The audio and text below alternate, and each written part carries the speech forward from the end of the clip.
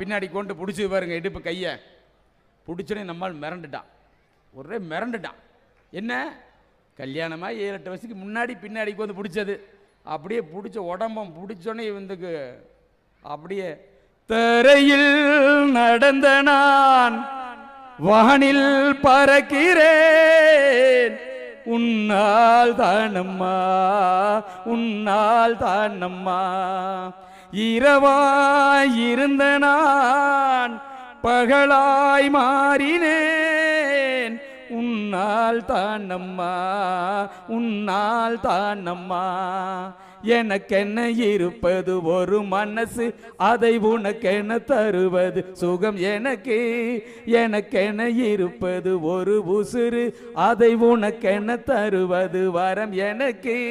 நீ மறந்தால் என்ன மறுத்தால் என்ன, நீதான்